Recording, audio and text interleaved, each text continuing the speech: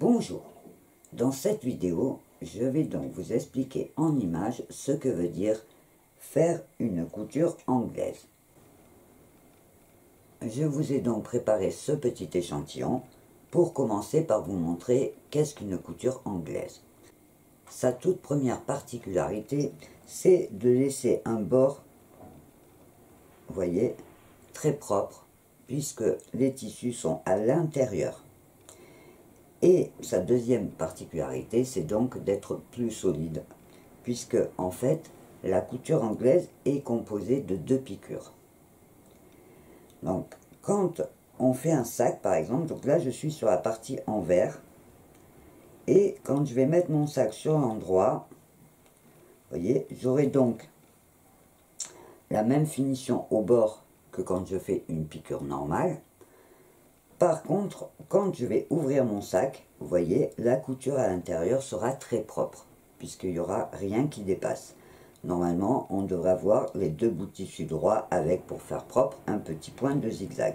Là, en fait, les tissus sont à l'intérieur. Donc, je vais vous expliquer comment on fait pour obtenir ce résultat. Vous allez voir, c'est très très simple. J'ai donc prévu 2 petits échantillons de tissu pour vous faire la démonstration étape par étape.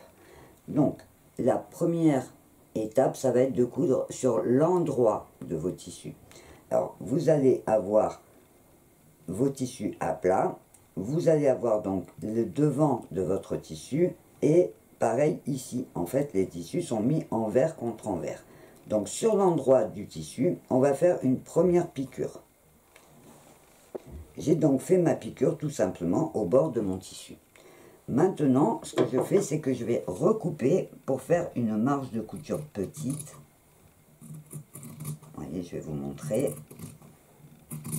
Voilà. Je recoupe mon tissu pour faire propre et pour que ça soit petit.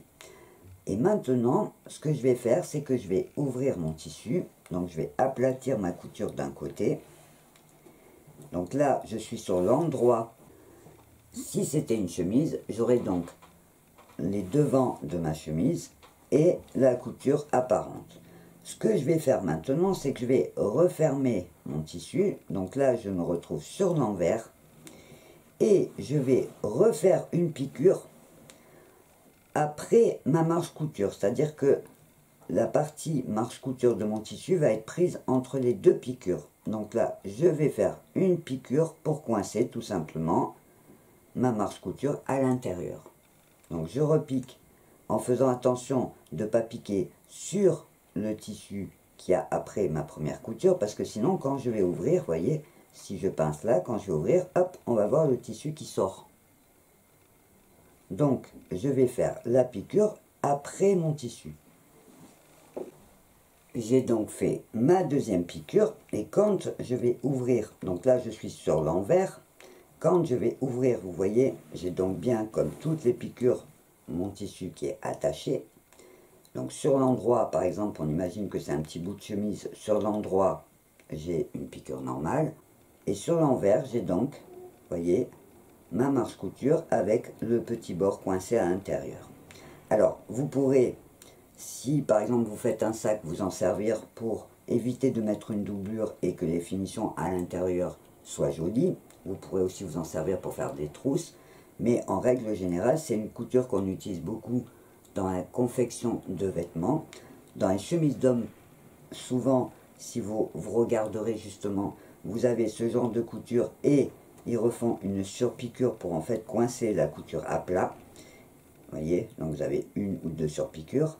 Et donc ça va permettre de faire évidemment une couture beaucoup plus solide et beaucoup plus propre.